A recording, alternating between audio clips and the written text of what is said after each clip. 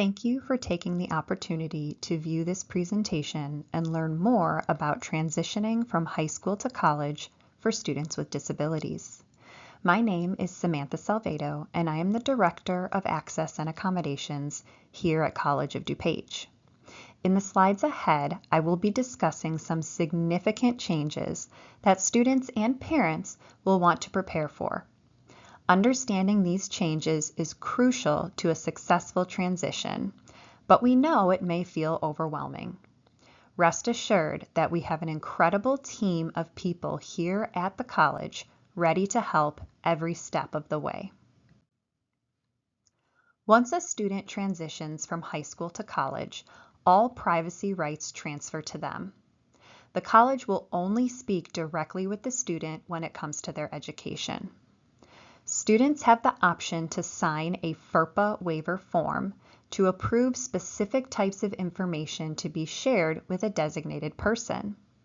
This waiver allows for communication, but does not obligate anyone at the college to speak with them.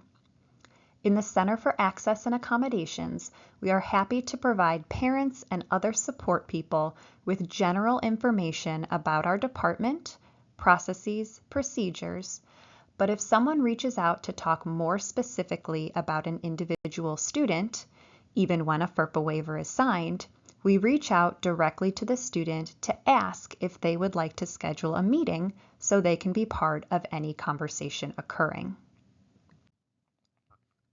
Our community is fortunate to have a college that offers so many different opportunities. While it's well known that we offer courses for students as they pursue a certificate or associate's degree, COD also has a robust collection of non-credit continuing education courses and programs.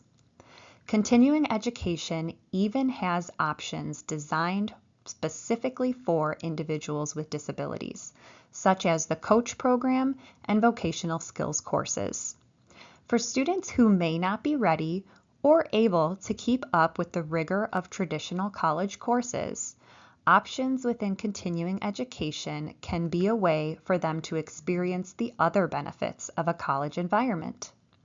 Adult enrichment courses are another non-credit opportunity, offering classes in the arts, computers, food and beverage, photography, languages, and more. Non-credit continuing education courses are designed in a way so that most students can fully participate without the need for accommodations.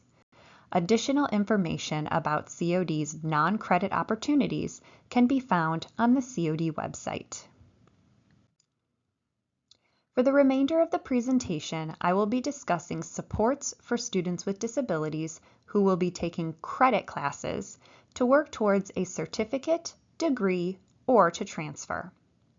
Accommodations and the determination process at the college level look very different from the IEP or 504 process at the K-12 level. The college offers various associate's degrees and many certificates. It's important to note that certificate programs are not easier than degrees. This is a common misconception. Certificate programs require less courses than a degree, but the rigor of the individual courses are the same as those that contribute to an associate's degree.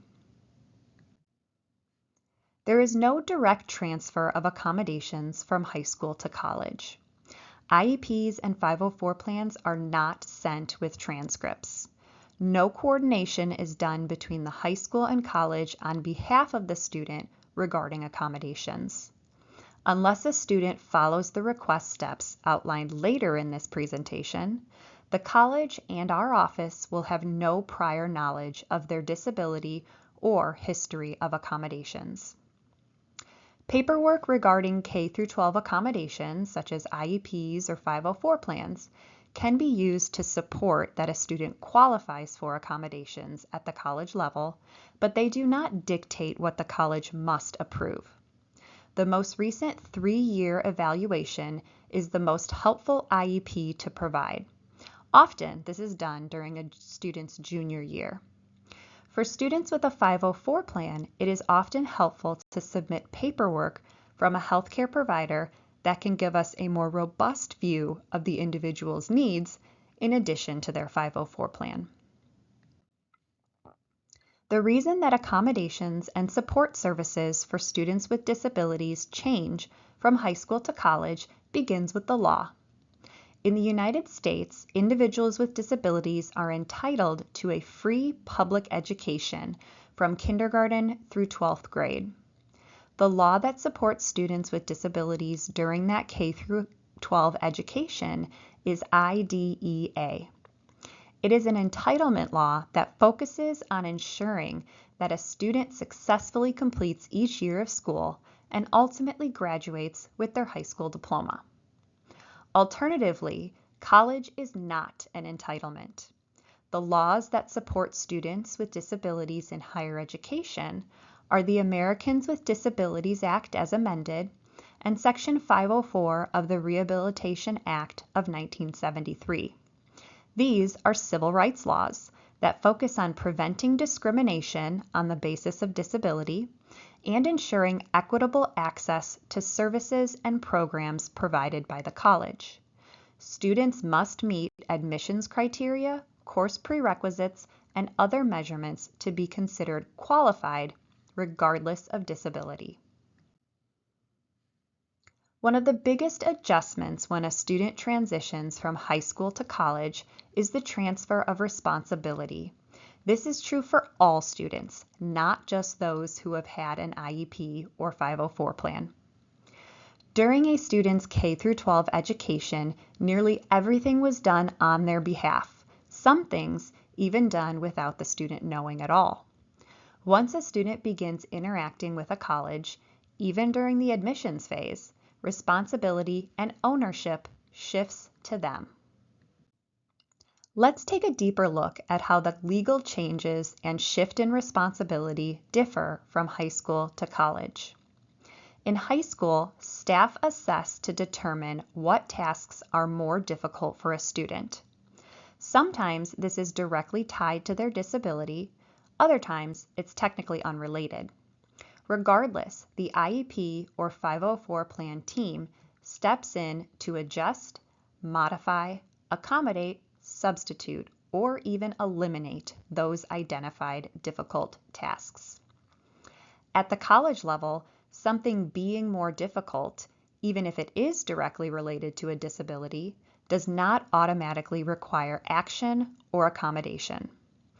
Any adjustment must be considered on a case-by-case and course-by-course basis to determine if the adjustment is reasonable within the context of the specific class. The student will need to be prepared to advocate for themselves, identify an alternative or support, and make a compelling case for why it's reasonable. Each request can be individually approved or denied. So why do accommodations need to be determined that way? Well, colleges and universities are overseen and regulated by external entities. At the local, state, and federal level, colleges are provided with rules and regulations they must abide by so that other colleges and employers can trust that individuals who have passed a particular course or earned a specific degree did so having met equitable and transferable standards of measurement. Essentially, an Associates of Arts degree from College of DuPage should be comparable to an Associates of Arts degree from Joliet Junior College, and so on. Let's explore how a disability and accommodation request play out in real life. Imagine a student who has severe anxiety and a specific phobia of public speaking. That student may request an accommodation to be exempt from presenting to an audience. They provide documentation to validate the diagnosis and can appropriately articulate the barriers they experience.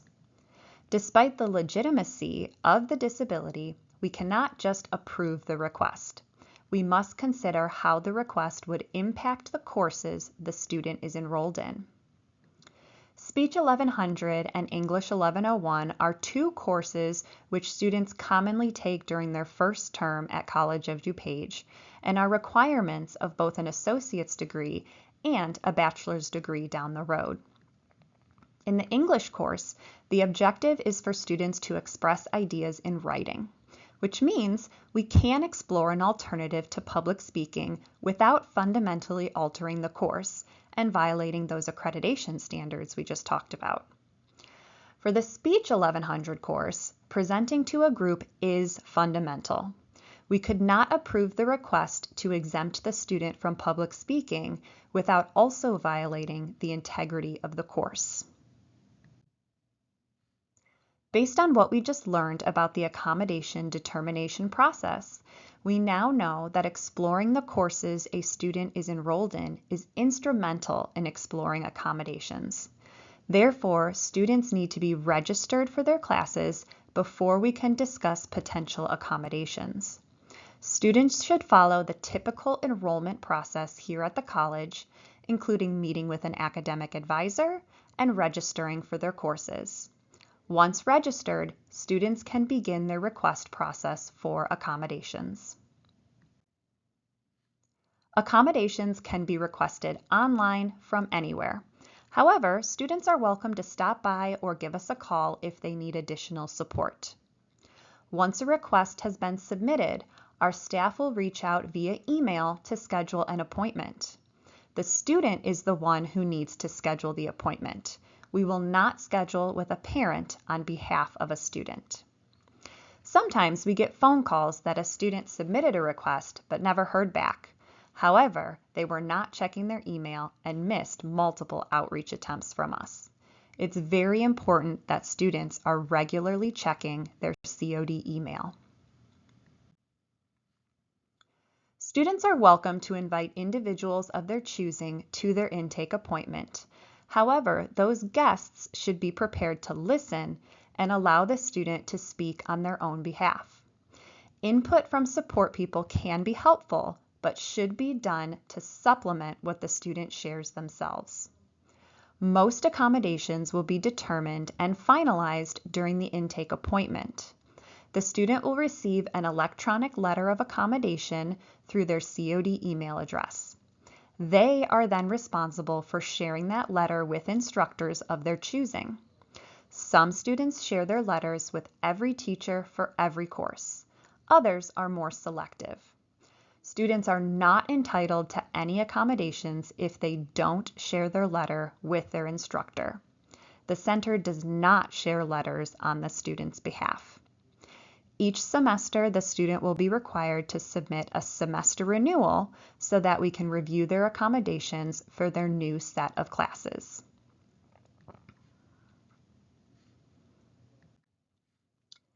There are some changes that tend to be more significant points of adjustment for students. First, accommodations are not retroactive. For known conditions, accommodations must be requested and approved prior to the student's need to use them. Do-overs or retakes are not accommodations in higher education. While disabilities can negatively impact executive functioning skills, those skills are a crucial part of being a successful college student. Students should be prepared to find coping mechanisms and tools to help them overcome difficulties with things like time management and organization. Finally, there are two accommodations that are frequently requested by students but are determined to not be reasonable. Calculators. We have many math courses at COD which allow calculator use for all students. For courses that do not permit a calculator, we tend to decline the request for one of two reasons. One, use of a calculator would fundamentally alter what the course is designed to teach and measure. For example, basic arithmetic skills. Or two, the student is requesting a calculator on the basis of a non-math disability. Another accommodation request that we receive often is due date flexibility, or extended time for homework and assignments. At the college level, students are expected to adhere to the schedule outlined for them by their instructor. Deviating from due dates often has a detrimental impact on students, causing them to get off track from their class and fall behind. Limited flexibility with due dates may be provided to students with chronic health impairments that occasionally flare up without warning and cannot be proactively planned for. Like every other accommodation, this is considered on a case-by-case basis. We've talked a lot about changes, many that may seem overwhelming or even scary. But there are some really great changes that are coming your way too. Community college in general is a great choice for students with disabilities. Smaller class sizes, professors who aren't teaching just to supplement their research, and the ability to remain closer to their support system can make all the difference in successful transition. Beyond that, COD is a community college that is nationally known and respected. We have a beautiful campus with state-of-the-art educational environments, including labs, simulators, and tools that are equivalent or even sometimes better than what we see out in the career field. The resources we provide to all students are unmatched. Our Tutoring and Academic Support Center provides extensive educational support, oftentimes filling in those gaps that college-level accommodations don't address. Students have the ability to build the support system of their choosing, including how frequently they wish to access that support. Finally, the flexibility students have in setting up their class schedule can inherently reduce barriers that students faced from the rigidity of the pre-college school day. While these upcoming changes can cause a lot of anxiety, we truly have a community at COD of people who are invested in student success and ready to help guide the way. The handout displayed here is a tool to help students self-advocate when they meet with an academic advisor. The ability to choose things like how many classes to take, times of day that work better, building in breaks, class length, format of courses, and so on are important choices, especially as a strategy to overcome disability-related barriers. The most important thing is that students are familiar with what does and does not work well for them, and the ability to convey that message to others. Please reach out to our office if you would like one of these handcards. On a final note, it's crucial to not wait until after graduation to take the next steps with COD. A lot of important things are happening all throughout a student's senior year that they need to be aware of. Picking classes for the fall occurs in April of the student's senior year, with several other steps that take place before that. Being prepared to register in April gives students the best chance at getting the class days, times, and professors of their choosing. Our website, www.cod.edu/access, contains additional information which may be helpful. However, determining accommodations is an extremely individualized process. There's no such thing as an accommodation buffet. So most of what will be significant for a student will be discussed at their intake appointment when we look uniquely at their case. Please feel free to reach out along the way, and we're excited to have you as part of the College of DuPage family.